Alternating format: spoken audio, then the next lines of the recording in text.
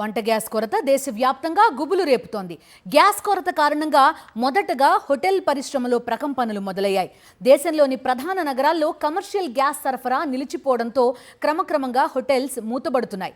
Gas కొరతతో రానున్న రోజుల్లో మరిన్ని కష్టాలు తప్పవని రెస్టారెంట్స్ నిర్వాహకులు అంటున్నారు. కేంద్ర ప్రభుత్వం వెంటనే ప్రత్యామ్నాయ మార్గం చూడకపోతే దేశంలో ఆకలి కేకలు తప్పవు అని అంచనా వేస్తున్నారు. ఇరాన్, ఇజ్రాయెల్, అమెరికా యుద్ధం ప్రపంచ ఆర్థిక వ్యవస్థకు పెను ముప్పుగా మారింది. చమురు, గ్యాస్ నిలిచిపోవడంతో పలు దేశాలు అల్లాడిపోతున్నాయి. 10 రోజులుగా యుద్ధం కొనసాగుతూ ఉండటంతో భారత్కు తీవ్ర చమురు, గ్యాస్ కొరత ఏర్పడింది. దీంతో భారత్లో పలు నగరాల్లో హోటళ్లు మూతపడే పరిస్థితి వచ్చింది. డిస్ట్రిబ్యూటర్ కాల్ చేశారండి. ఇంతకుముందు మనకి రోజుకి వచ్చేసరికి 3 షిప్స్ వస్తాయండి. ఇప్పుడు 3 రోజులకు ఒక షిప్ వస్తుంది. దానివల్ల మేము గ్యాస్ ఎట్టి పరిస్థితుల్లో కూడా అందించే పరిస్థితి లేదండి అని చెప్తున్నారండి. వారు వారం రోజుల క్రితం చెప్పారండి, సుమారు సోమవారం, మంగళవారం వరకే గ్యాస్ నిల్వలు ఉన్నాయండి. ఆ తర్వాత మేము గ్యాస్ అందించే పరిస్థితులు లేవని వాళ్ళు చెప్పారండి. యుద్ధం జరగక ముందు గ్యాస్కి ఇప్పటికే వారం రోజులు, 10 రోజుల్లోనే ఒక సిలిండర్కి వచ్చేసరికి సుమారు 400 రూపాయలు పెరిగిందండి. ఆల్రెడీ బ్లాక్ మార్కెట్ స్టార్ట్ అయిందండి. ఇరాన్, ఇజ్రాయెల్ యుద్ధంతో హార్మోజ్ జలసంధి నుంచి రావాల్సిన షిప్లు ఎక్కడికక్కడ ఆగిపోయాయి. ఆయిల్ డిపోలపై ఇజ్రాయెల్ దాడులు చేస్తుంది. ఇటు గల్ఫ్ దేశాలపై ఇరాన్ మిస్సైళ్లతో విరుచుకుపడుతోంది. దీంతో ప్రపంచవ్యాప్తంగా తీవ్ర చమురు సంక్షోభం నెలకొంది. భారతదేశ ఆర్థిక వ్యవస్థకు హోటల్ రంగం ప్రధానమైంది.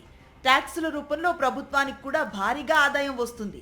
అలాంటి హోటల్ రంగం వంట గ్యాస్ కొరత కారణంగా ఇప్పుడు మూతపడే పరిస్థితికి వచ్చింది.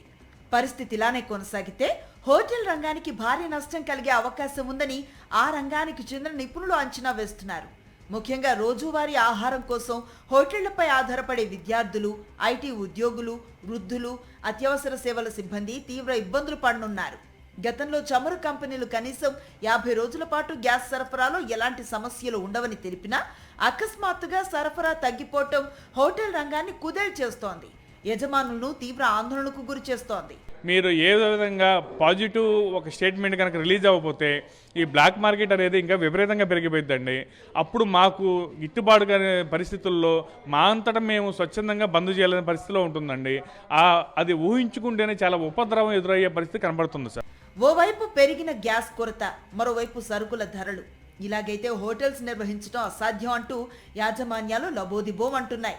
ఈ నేపథ్యంలో తెలంగాణ హోటల్స్ అసోసియేషన్ కీలక సమావేశాన్ని ఏర్పాటు చేసుకుంది. రాష్ట్ర ప్రభుత్వాన్ని కలిసి సమస్యను వివరించాలని అసోసియేషన్ తీర్మానించింది. గ్యాస్ డీలర్లు కానీ, ప్రభుత్వం కానీ, మా అసోసియేషన్కి కానీ ఎలాంటి సూచనలు ఎవరు ఇవ్వలేదు. ఇతర రాష్ట్రాల వాళ్ళు కూడా బంద్ అనేది ప్రకటించారు.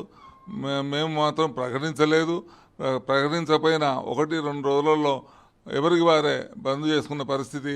అసలు వంట చేయడానికి గ్యాసే లేనప్పుడు బంద్ అని చెప్పవలసినంత అవసరం కూడా లేని పరిస్థితి వస్తుంది. కాబట్టి మరి దీన్ని మరి ప్రభుత్వం ఎలా మాకు సహకరిస్తుంది, మరి ప్రజల ఆహార పద్ధతికి ఎలాంటి సహకారం చేస్తుంది అనే దానికోసం మేము వేచి ఉన్నాము.